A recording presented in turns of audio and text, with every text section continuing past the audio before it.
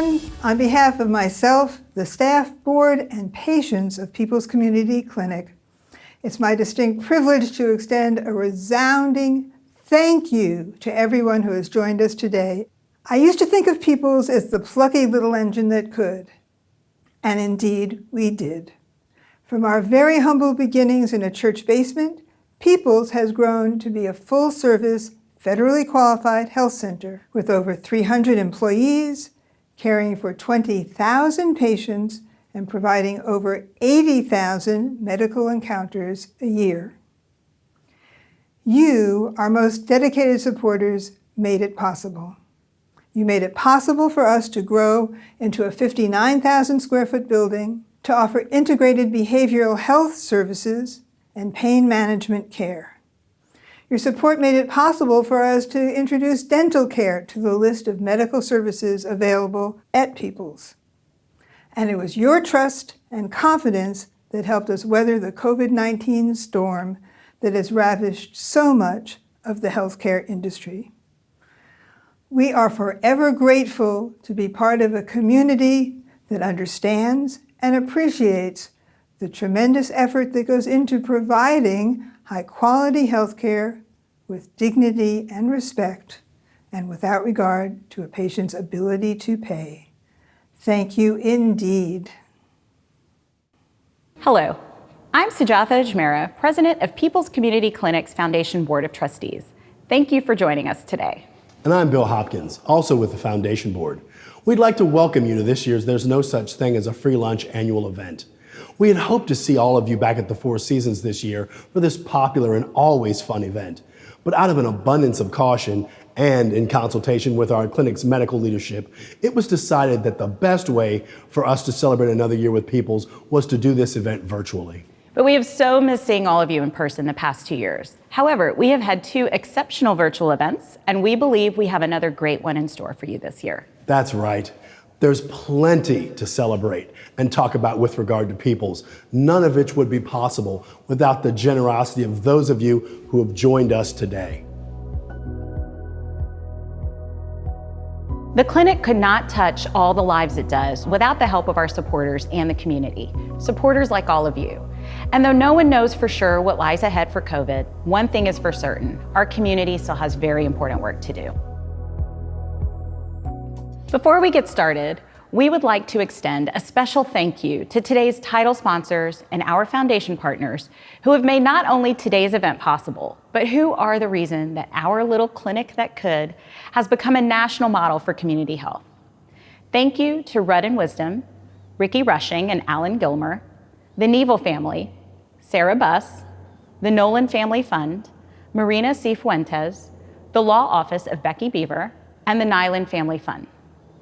We also owe a deep debt of gratitude to the St. David's Foundation for providing sustaining support since 1996, and to the Episcopal Health Foundation, Michael and Susan Dell Foundation, and St. David's Medical Center for partnering with us to bring our innovative programs to our patients. Many of you are familiar with our work and our commitment to ensure access to critical services like comprehensive women's health care, which includes annual wellness exams, breast and cervical cancer screenings, and contraceptive counseling and supplies, among other things. Your donations go directly towards services like this with the highest quality of care. In this year's program, we want to give you an insider's look as to how the clinic uses its holistic approach to helping Austin's most vulnerable with mental health challenges, especially those impacted by the worldwide pandemic. The physical ravages of COVID were bad enough, but the diseases have also left a trail of psychological injuries in our community as well. And people have struggled with things like loneliness, isolation, unemployment, grief, and loss. To cite one devastating statistic, approximately 200,000 American children have lost at least one parent during the pandemic. That is only part of the toll this disease has inflicted on all of us. So, today's program will be focused on mental health. We will speak with providers here at People's who will shed some light on how the pandemic has affected the emotional well-being of our patients, from adolescents to adults, and how the clinic cares for those with mental health challenges. Many mental health issues are triggered by life-changing events or experiences, and who among us hasn't had one of those in the last 2 years? For our patients who are dealing with mental health challenges, the clinic provides help through not only counseling services, but also fully fledged programs developed for our patient population. During this event, we'll look at the clinic's Integrated Behavioral Health, or IBH, program. IBH is, as the name suggests, integrated, or joined together with medical treatment provided by the clinic. Most importantly, it is driven by the patients, who initiate their own care simply by indicating a desire for help. Once this occurs, the patient sees their physician, one of the clinic social workers, and in some cases a psychologist or psychiatrist, who all become the patient's care team, working together to address a patient's needs. People's IBH initiative has been called the gold standard for such programs and has also received high marks nationally from a Harvard University study as well as other reviews. Here to tell us more about IBH at People's is Robin Roselle, Director of Social Services at the clinic.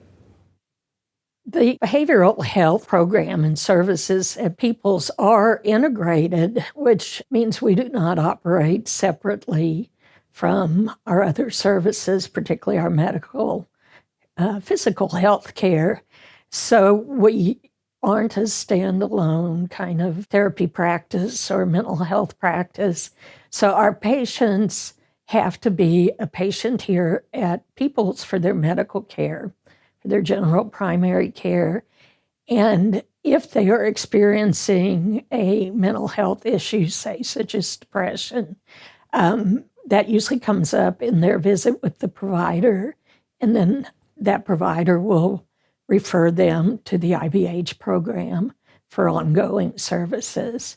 Our approach at People's Community Clinic differs from many other clinics and settings for several reasons. One being that we really try to fit the treatment to the patient. We don't go in with a preconceived idea of how many sessions they're going to need or, how long we're going to be able to see them. If a patient is coming with some really deep-rooted and long-standing issues, those aren't going to be solved real quickly. Either they took a long time to develop and they may take a little longer to kind of heal. A real goal of ours is to provide the same level and quality of mental health care here and therapeutic services here than that you and I would get maybe going to a private practice therapist. And I think that's a value of People's Clinic in general. I think something that I would love people to know about the IBH program at PCC is just the great things that have come out of it. We have so many patients that are constantly just living their day-to-day, surviving.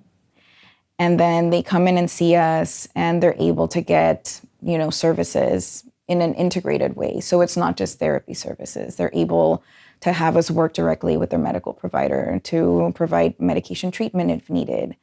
And the fact that we're able to provide these services and see them going from just simply surviving to people that are thriving and that are able to, finally feel like a weight has lifted off. I've had so many patients come in and tell me, I couldn't have received this anywhere else. The fact that we're able to provide that is just so incredible and rewarding. And just seeing some of my patients, go from people that are constantly suffering to feeling happy and being able to enjoy their life is the best gift that I could get. What I find with People's is there's never been any judgmental issues. I think that they're that same safety net that I experience. I've seen it with people spreading. It didn't matter sexual orientation, religious preference, race. It just didn't matter. Your citizenship. It just came down to people, and that's really what this place is. That's a perfect name because it is a people's clinic. And that's what I've seen, that's what I believe, and that's why I've chosen to make it my clinic. Something that I have just come to increasingly appreciate is the strength and the resilience of the patients we work with. We hear unmentionable, horrible stories of trauma in some of our patients' lives. And if I keep wondering if that had happened to me, would I be able to be walking and talking at the same time? But these folks have survived, and they have a lot of internal strength. And if we can tap into that, we want to treat the whole human, the whole person, and not just their problems. Hi, I'm Nancy McDonald, and this is Drew, who isn't much of a talker, so don't mind him. I have been a member of the foundation board at PCC for 10 years. I vividly remember my first tour of the clinic in 2012, where I was struck by the heart of the doctors, the administrative staff, nurses, and educators, all of whom had such a clear commitment to the health of their patients. Today, Central Texas is experiencing rapid population growth, and at the same time, we have unprecedented challenges within healthcare. One thing I know we can count on during this time is that PCC will continue to set the bar high, delivering competent, compassionate care to those in need. So for that reason, we would like to ask of you, please make a donation to this institution that is as uniquely Austin as live music and Longhorns are. Your support of the team at PCC allows them to continue their work at maintaining and improving the health of our growing community. So from Drew and from me, we say thank you. It is estimated that more than 100 million Americans struggle with chronic pain. This pain epidemic has fueled its own mental health crisis as many spiral downward, unable to manage their constant and overwhelming pain. As a result, these life consequences make things worse. This epidemic has turned into a dual tragedy as the misuse of powerful opioid painkillers meant to help manage pain has actually fueled addiction, abuse, and more than 75,000 deaths from opioid overdose. Through People's Integrated Pain Management Program, or IPMP, patients learn how to manage chronic pain without the use of opioids. Through these services, patients have access to a multidisciplinary program featuring medical and mental health care integrated with acupuncture, yoga, nutrition, and more. Our integrated pain management program has also garnered national recognition as a model program for addressing pain management without opioids. The clinic's program is highlighted as an exemplary integrated pain management program in a study conducted by Duke University. Of the programs studied, People's is the only one housed in a community health center and accessible for those who are low income or uninsured. Here to talk about this trend-setting program is its director, Dr. Sharad Kohli. So when you look at some of these guidelines by the Joint Commission, the CDC, American College of Physicians, they recommend non-drug approaches for pain. So these may be things like exercise or behavioral health approaches, acupuncture, chiropractic, yoga, massage. And so one of the things that we offer here at our clinic, which really is unique compared to other pain management programs, is that we actually try to integrate many of these services together. The group visits are really important. We offer groups where people get together and they are able to kind of learn from one another. There's more time for the providers and the other staff members to hear their stories and understand their pain. So you just get a better feel for who the patients are as people. You're just building community. And that's a really key component to healing that's often overlooked in the standard medical practices oftentimes. I was part of the integrated pain group here, and that really helped me because I was surrounded by other people who had like situations where they were dealing with pain, chronic pain, and the pressures of life that come with that. I was very, very sick when I arrived here. It was more than just the back injury that had me here. It was, I had kidney problems, I had, emotional problems, I had problems speaking. There were just a plethora of problems. And so the doctors here addressed each one of those problems as a whole, not just a single piece, but as a whole. And together, that got me moving in a new and better direction, which is why I'm here now. They literally saved my life.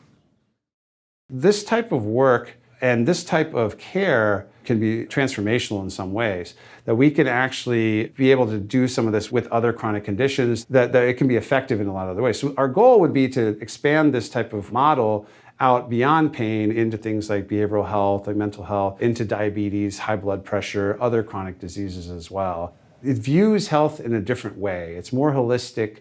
We have more treatment options, a larger toolkit that allows patients to pick and choose what they actually want to do. So it's more patient-centered and patient-driven also. No tengo seguro médico, entonces para mí ha sido un apoyo en todos los sentidos. De la colaboración de Genevieve, que fue la de yoga, Kelly con las terapias, Araceli, Diana, que es la nutricionista, todos me apoyaron mucho. Fue una ayuda incondicional, una ayuda que yo inclusive no dije que eran ellas, sino que dije que eran mis ángeles, que era el mayor ejército que yo tenía, mis ángeles, y yo siento que los ángeles las pusieron a ellas, a todos ellos, incluyendo el doctor, y yo logré recuperarme. Good afternoon. My name is Megan Hughes. I'm a proud board member for Peoples. I've been on the development board for about 10 years now, and I became enamored with Peoples initially when I went to a young professionals happy hour where I saw Regina Rokoff give a wonderful speech. She spoke about the holistic nature in which they treat individuals in the community and all the people that they've given back to over the years. I'm so grateful that you've come today to show your support for Peoples and to be a part of this organization that I truly believe in. Have a great afternoon, and thank you again for being a part of People's Community Clinic. You know, one aspect of COVID that hasn't received a lot of attention, or as much attention as it deserves, is the effect of the pandemic on its survivors, particularly children. Many of our young people are dealing with grief, guilt, and loneliness due to the loss of a parent, grandparent, or other relative. Others have been stressed by isolation from friends and peers and the massive changes in everyday life and educational routines. All of these factors have created a unique set of emotional and behavioral challenges for people. People's Center for Adolescent Health has responded with focused and enhanced efforts to deal with this largely unexplored area of trauma. That's right, Bill. The Center for Adolescent Health is the only local comprehensive adolescent medical program for at-risk teens in the area. Through this program, Peoples provides specialized care for low-income, underserved teens in Central Texas. This includes not only traditional services like physicals, immunizations, and reproductive health counseling, but also help with school problems, and especially important these days, behavioral and psychological care. We are proud to see that Peoples and the Center recently conducted a virtual networking and learning symposium on adolescent health during International Adolescent Health Week that included discussions on mental health unique to this population. Here to talk about Peoples' efforts are Dr. Jeff Hutchison and Dr. Celia Neville. The treatment options that we recommend for adolescents vary a little bit from adults.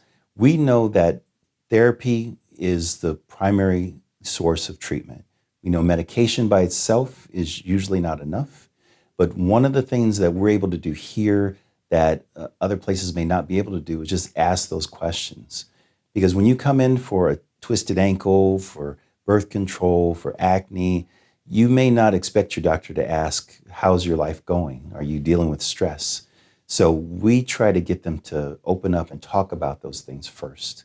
And the treatments that we do, we encourage them to do talk behavior, talk with our therapist, get outside counseling, talk to their school counselors, and talk to us too. We're very, very happy to have those conversations and remind them that they're not alone. Two things, right? So I have the Center for Adolescent Health where we focus on those young people, and then we have the Goals program. And there is a lot of intersection between those. So there's this concept of sort of developmental health, behavioral health. So we've already have a higher risk population in the sense that I see a lot of youth that are what we call neurodivergent. So people with ADHD, autism, anxiety, learning issues. We also have a population that's had a lot of trauma. And so all of that, we serve, and we've also had the program, but then we also just have our adolescents that are also facing a lot of issues And those adolescents also anxiety, depression. We also unfortunately have had some youth that have had child onset psychosis, bipolar disorder, obsessive compulsive disorder. So really that full range is what we see. The Goals program and the Center for Adolescent Health are amazing programs. They are high standards of care. Sometimes I think they're a best kept secret. My own children couldn't get the care that I deliver here. I mean, to walk in and have health ed, have social work, have nutrition, have the lab, and then have physicians and nurse practitioners that will sit with you, hear what you have to say, be with you, look at your holistic health needs, that know you. I mean, that's just an amazing thing. So I am just really proud of that work. We've seen thousands and thousands of youth. I have many youth in college now getting nursing scholarships. I mean, we have definitely affected and changed lives. One of the reasons I came to People's Community Clinic was because of the staff and the people I work with. It's not short of miraculous that during this time, everyone who I worked with was taking care of each other. So we take that and apply it to our patients.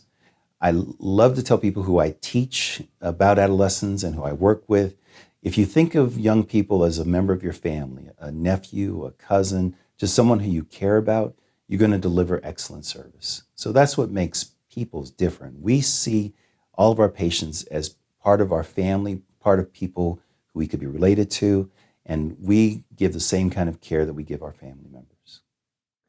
Thank you, Dr. Hutchison and Dr. Neville, for your great work.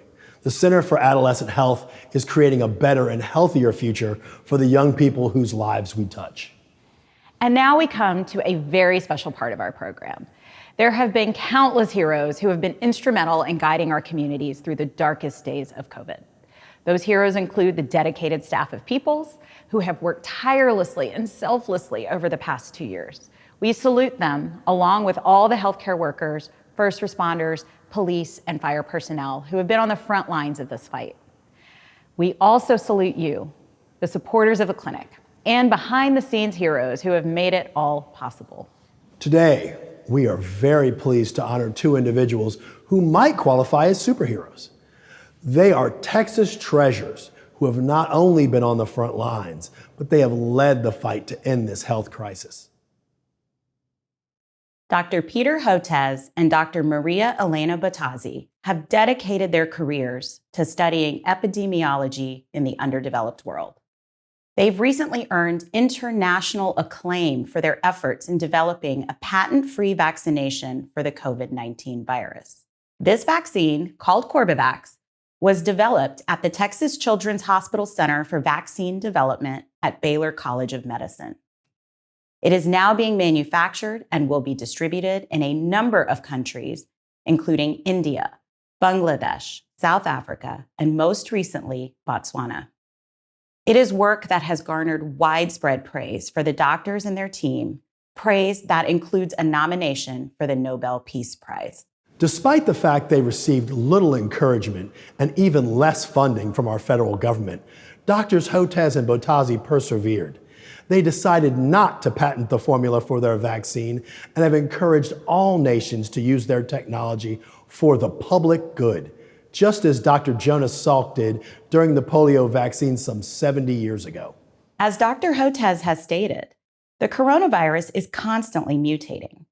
Though we have now seen several variants of the virus surge and ebb, there may well be, and there probably will be, more variants developing among unvaccinated populations elsewhere in the world. That's why it's critical that Corbevax, which is relatively inexpensive and easy to manufacture and distribute, is now available. We are all connected. Vaccinations amongst traditionally underserved populations will not only help those who are vaccinated avoid the pain and suffering in their own lives, they will also help us here, because the vaccinations reduce the possibility of a new variant developing amongst those populations and spreading internationally. So, by developing the Corbevax vaccine, Doctors Hotez and Bottazzi are helping us serve and protect our patient population, and indeed, the entire community here in Central Texas. In 2020, when the coronavirus outbreak started, we already knew exactly what to do in the lab. Our specialty has always been recombinant protein vaccines, and we created this vaccine center with the hope that indeed we could hand over a technology to the countries that have the greatest need. And to be honest, in 3 months, we were able to create a prototype of a COVID-19 vaccine, which now is going to be deployed in billions of doses around the world. But what's great about our vaccine is it's a technology that's been around for 4 decades. So we know what's going to happen with this recombinant protein vaccine. It's completed now all of the clinical trials, phase 1, phase 2, phase 3, very exciting results. And now it's been released for emergency use listing in India. The game changer for what we're doing at Texas Children's is in that spirit of Texas, we're actually making vaccines. We're making the vaccines that no one else will make, because if we can't make it at low cost and widespread accessibility with simple storage conditions, we're not going to make it at all. And that's a very unique type of approach. It doesn't stop there. They're already doing clinical trials to evaluate the vaccine in the pediatric population, extending the accessibility and the reach of our Texas Children's vaccine, because we can really contribute to really bridge this gap and really squash the virus all over the world. Now we'd like to hand it off to our leader, Regina Rogoff, for a very special presentation. The W. Neil Kasurik Health Advocacy Award recognizes people who have distinguished themselves through their efforts to improve the health of our community. Mr. Kasurik, co-founder and executive at Radian International, is remembered as a brilliant leader and a consummate civil volunteer. He touched countless lives through his efforts in public and higher education, transportation, water, social equity, community development, and healthcare. He was especially proud of his work as CEO of the St. David's Partnership, where he imbued 6 partner hospitals with a charitable mission, resulting in over $100 million in uncompensated care. He was also a great friend of People's Community Clinic and our work to make healthcare more accessible to our uninsured and underserved neighbors. I am confident that if Neil was here with us today, he would be thrilled by our Kasurik Health Advocacy Award honorees, Dr. Peter Hotez and Dr. Maria Elena Bottazzi. I can't imagine 2 people more worthy of this award. These 2 scientists, innovators, and philanthropists have developed a COVID-19 vaccine during the worst possible pandemic in U.S. history. And by using traditional vaccine technology and making it patent-free, they have ensured it is widely accessible throughout the world, which will help vaccinate nations with fewer financial resources. Your remarkable work not only improves health locally or even nationally, but globally. You are certainly deserving of this award.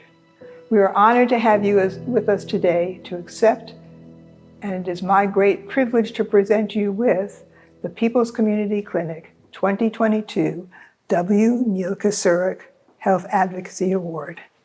Thank you very much. Thank you. Thank you. Thank you both.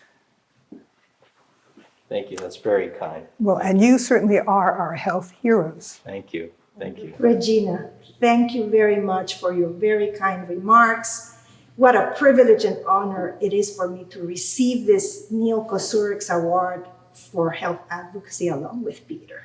The People's Community Clinic, with its leaders and staff, really exemplify the strengths and the true meaning of servant leadership. As a servant leader, you and your staff see the opportunity to serve others, listen, share knowledge, to empower others, and measure success with growth and development of our communities. Hence, your vision and mission to improve the health of medically underserved and uninsured Texans is really an inspiration for us to be more transformational. So thank you. We have always wanted to understand how poverty could be explained and reduced. And we do know that poor health caused by many infectious diseases can really have an effect on poverty, but also can exacerbate poverty. So in Texas, for example, the official poverty rate is more than 13%, more than 4 million people. And it's really significantly worse than the national average, as well as now we know that the pandemic probably increased that. With Peter and our team of scientists, we came to Texas to learn, to research, to educate, to raise awareness about preventable infectious tropical and emerging diseases. Diseases that are caused by parasites like Chagas disease, leishmaniasis, intestinal infections, cysticercosis, toxocariasis, many others, many that a lot of people don't even really know what they are. But they're all diseases that afflict poor people. That is why our scientists create and make vaccines against many of these diseases. We transfer our knowledge and the vaccines with a philosophy that ensures open science, the removal of barriers, and with transparent communications to help incentivize, build, and strengthen the capacity of vaccine development locally and with foreign nations. In doing so, we really guide and influence policy and advocacy through what we call vaccine diplomacy. So we hope that our story really exemplifies how the importance of intersection of science and technology with diplomacy, engagement, and service really strongly believe that can be an accelerator and a game changer to achieve equity in health. And that's what we love to do. And so we currently are very thankful for the more than 50 years of service that your community is receiving with very high quality, affordable healthcare, dignity, and respect. You're helping the community really ensures the progress of the population living in Austin and in Texas, reducing poverty and social inequality. As highlighted by the author Peter Block, communities are the structure of belonging. The W. Neil Kosuric Health Advocacy Award recognizes people who have distinguished themselves through their efforts to improve the health of our community. Thank you very much. Well, thank you so much, Regina, and the People's Community Clinic. And thank you, Mary Elena, for your eloquent comments. Indeed, we came to Texas 11 years ago with this idea of building here a National School of Tropical Medicine. And while they're officially called tropical diseases, they're overwhelmingly diseases of the poor. Poverty is the overwhelming determinant of neglected tropical diseases. For a lot of reasons we can go into. There is also the effects of climate change, and Texas, of course, is disproportionately affected by climate change and urbanization and human migrations, but poverty is the king of all drivers. And so we share that commitment to health equity and addressing these poverty-related neglected diseases. The irony is about 10 years ago, we also started doing coronavirus vaccines because they were orphaned, just like the vaccines for diseases, as Mary Elena points out, Chagas disease and schistosomiasis. So we started doing that using the same approach where you can develop those vaccines locally in low and middle income countries. And we're able to turn that around very quickly for a COVID-19 vaccine that's now reached 30 million adolescents in India. And hopefully that's just the beginning. I think the other piece of this that we have to recognize in this time of COVID is that it's not only promoting vaccine science, but combating the anti-science. Unfortunately, Texas has become the epicenter of the anti-vaccine movement in the United States. And it's a killer. During this Delta wave last year, I now calculate that roughly 200,000 unvaccinated Americans needlessly lost their lives because they were defiant of getting vaccinated. I look forward to working with you in People's Community Clinic, not only on addressing health inequalities and vaccine inequity, but combating this terrible anti-science movement, because it's now become as an important part of health advocacy as well. So we're so thrilled to be recognized by the People's Community Clinic, and so grateful for all of the great work that you're doing and your service. Thank you. Thank you both so very much. Thank you, Joy and Regina. Doctors Hotez and Bottazzi, we thank you and wish you much continued success in your work and with your nomination for the Nobel Peace Prize. Now, on to our keynote speaker. Larry Wright is not from Austin, but we claim him anyway. Born and raised in Dallas, Texas, he attended Tulane University and later earned a Master of Arts degree from the American University in Cairo. He started writing for Texas Monthly in 1980 and quickly made a name for himself for his features and profile stories. Larry is a man of many talents, a musician, a playwright, a screenwriter, and a novelist. He is perhaps best known for his meticulously researched investigative journalism, as seen in books like The Looming Tower, Al-Qaeda and the Road to 9/11, which was published in 2006 and won a Pulitzer Prize for general nonfiction, Going Clear, Scientology, Hollywood, and the Prison of Belief, published in 2013, and his most recent book, one of particular relevance to this luncheon this year, The Plague Year, America in the Time of COVID, which was published last summer.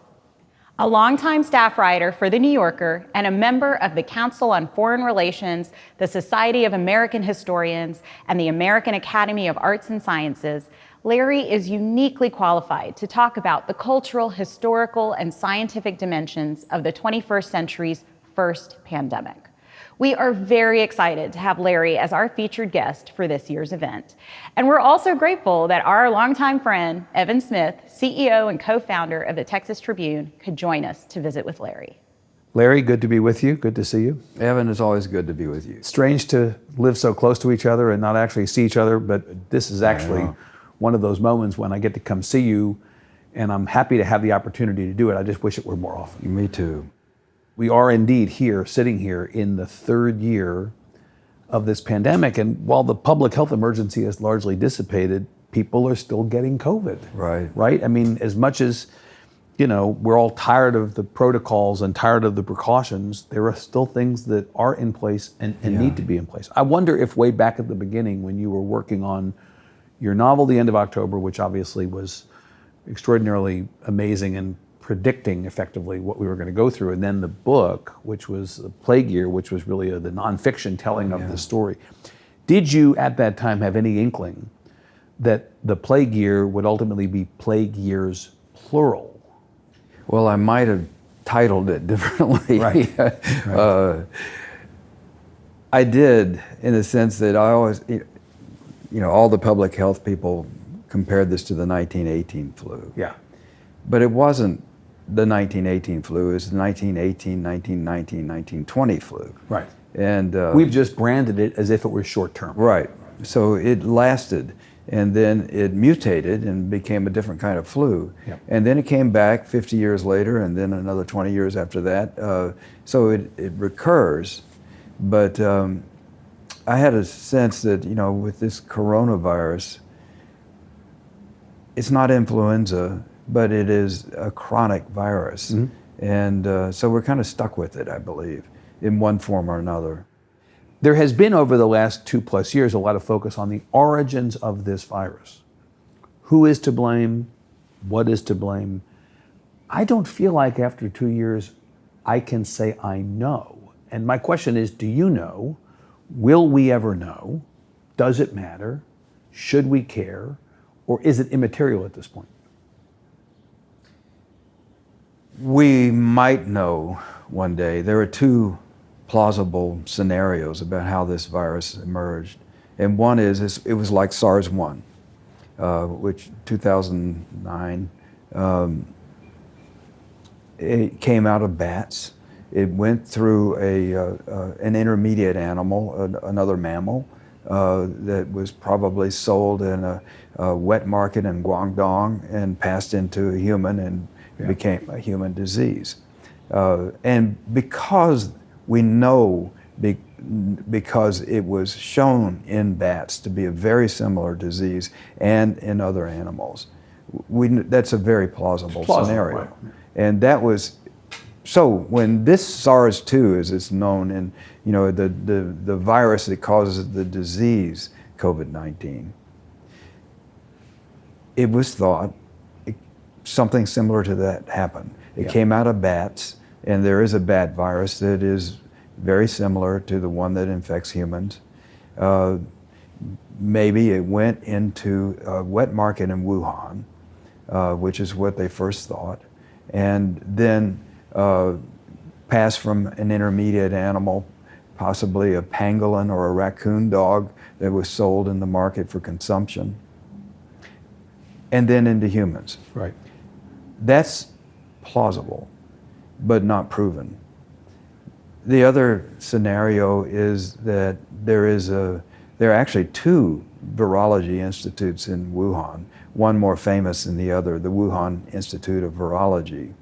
Both collect bat viruses and analyze them. And at the Wuhan Institute of Virology, it is a biosafety level 4 facility. That's the kind of place where people walk around in spacesuits and, manipulate viruses inside glass boxes with these thick gloves. But they were doing experiments in that facility. They weren't at level 4 spacesuits. They were at level 2, which is about what you'd find in a dentist office. And they were taking bat viruses and doing what were called gain of function tests. The object is to determine what would it take to make this a human virus. And one way of doing that is you take a virus from a bat, for instance, and you put it in the nose of a ferret, which is much more human-like than a bat. And you make that ferret sick. He gets infected from the bat. And then you take a sample from that ill ferret and give it to another ferret, and then see how many passes it would take to make it into a disease that passes freely from one ferret to another. If it does that, it is very much like a human disease. And there was a famous experimenter in the Netherlands, Ron Fouchier, who did that with H5N1, the very virus that right now is in poultry all over the United States. Millions of chickens and turkeys have been killed to prevent its spread. But H5N1, people do catch it from poultry or from birds. And when that happens, 60% of the people who get it die. So Fouchier was using that ferret example that I told you. It only took 3 passes to make it into what was a plausible human disease. So in the Wuhan Institute of Virology, they're doing experiments very similar to that. Yeah. And U.S. intelligence suggests that 3 people in that lab in November of 2019 checked into the hospital with COVID-19 symptoms. And, there are other examples of, how this may have passed through. Right, but what I'm not hearing is anything that would be malicious. It sounds like it was incompetence, maybe, right? I'll tell you, lack of care taken. I don't subscribe to either theory, but I do think what is malicious is the Chinese behavior in covering it up. Right. And, with the first SARS epidemic, they hid it from the world. World health authorities went to China to investigate what was going on with the first SARS outbreak. Yeah. And Chinese authorities actually hid the patients in ambulances and taxis until the authorities went away. Right. And World Health regulations were rewritten to take into account the obfuscation. And Chinese behavior in this instance is what makes that second theory that I just enunciated much more plausible, because they shut down labs that were doing work on COVID-19. They punished scientists that talked about it. Right. They humiliated people on television.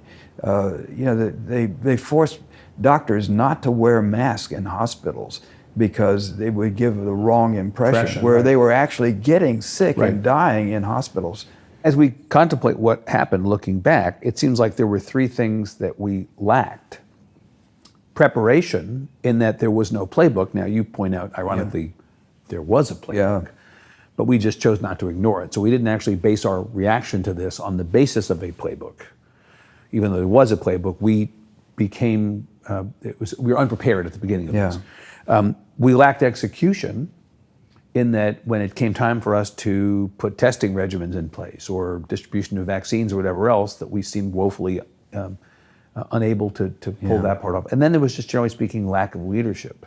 Yeah. And it was errors of commission and errors of omission on the leadership side, active sabotaging of efforts to deal with this, or just complete checking out and not doing anything. Like the classic perfect storm of all these things combined. That a good example of that is that Matt Pottinger, who was a National Security Council. Big character in your book. Yeah. Right. He happened to have been a reporter, which I think is key. The American intelligence community had no idea about this. They didn't see it coming, and when they did see it coming, they didn't think it was going to be serious. Right. Matt had been in China reporting for the Wall Street Journal during the SARS epidemic. And so he called some of his sources. He speaks Chinese, he speaks Mandarin. Yeah. And so they told him, wash your hands, socially distance and all that, but if you want to put the brakes on this thing, you have to mask up. It's the only thing you can do. And so he became an advocate for masks and finally persuaded the public health contingent and people on the National Security Council that this was a good thing to do. And they talked the president into, supporting it. Finally. And then he goes on TV and says, holds up a mask and says, I've been told that this is, will help. And, maybe you should wear it. I'm not going to wear it. I'm personally not going to do it. No. Exactly. Then he visits a mask making factory without a mask. Without a mask on. And they had to destroy all the masks in the room because he might have contaminated them. Right. That was an example of the kind of leadership we had. But I also want to counter that by saying the Trump administration did one thing that was very important, which was Operation Warp Speed. Right, the vaccine development process they deserve credit for. They do, because it was unprecedented. They guaranteed the pharmaceutical companies that they would be reimbursed for their investment in vaccines, whether they worked or not. Right. And because of that, in part, we were able in the fall of 2020, in the fall of 2019, to have vaccines underway. And so, think about the country would have been like if we had no vaccines at all during the entirety of 2020, when Delta and Omicron come along and they're massively contagious and we had no defense. How much worse at all. we'd be sitting here today in year 3. Yeah. Right? Quickly, before we wrap this, Larry, the story of the last 2+ years has been a story over and over of bumblers, people who did not get this right. Yeah. Who are the heroes, beyond the frontline workers who have been at the forefront of getting all of us back up on our feet, healthy, treating our families, dealing with us, often at their own cost and expense, and in some cases losing their own lives in the process. Who are the heroes? I mean, I'm struck this week as we sit here. Dr. Fauci made the point in one interview, the pandemic is largely over, and then had to basically walk. Even Dr. Fauci is kind of caught up. Of course, he's been a controversial figure for this whole time.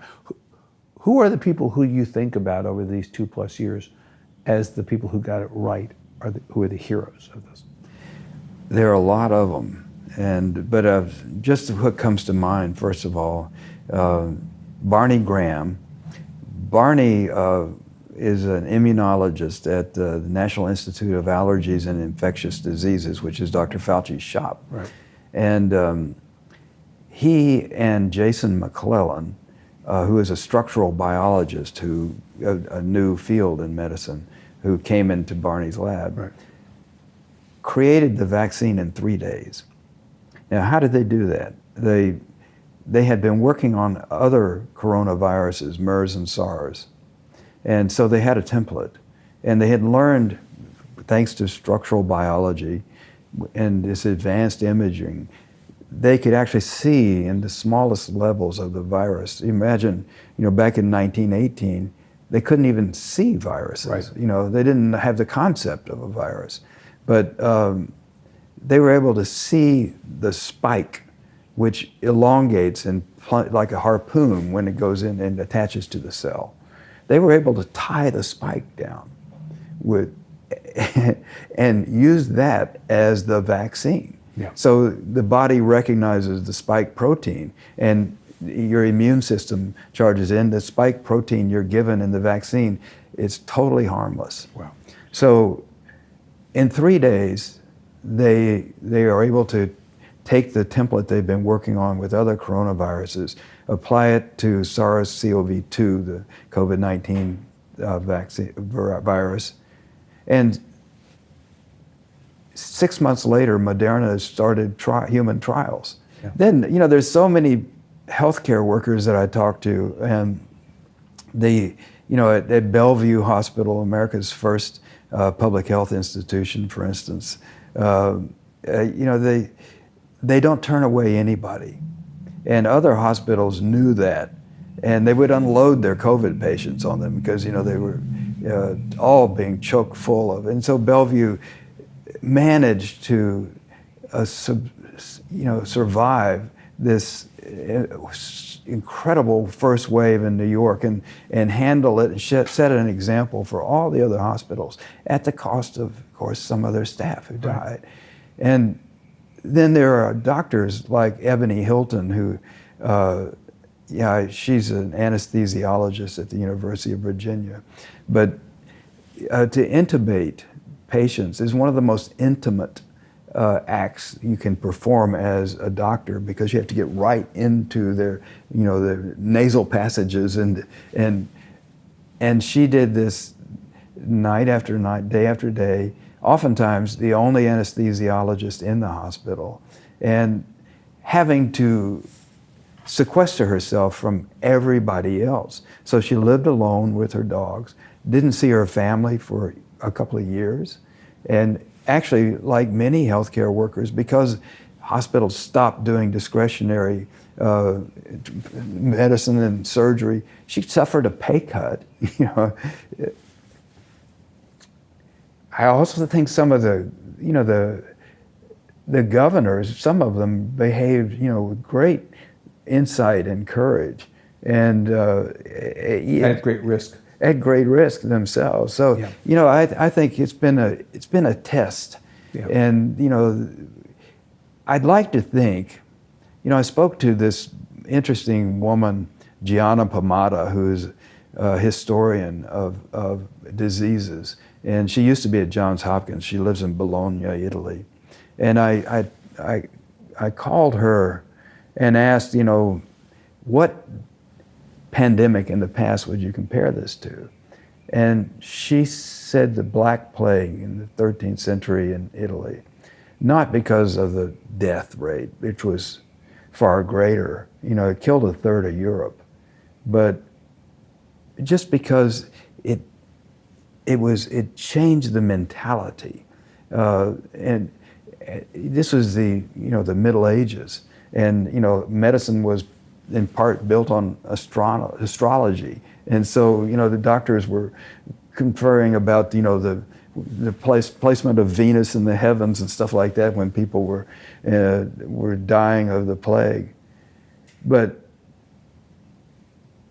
that experience caused doctors to become more experiential. What's actually happening in front of us? And they abandoned some of their old core beliefs, the influence of religion and astrology on their science.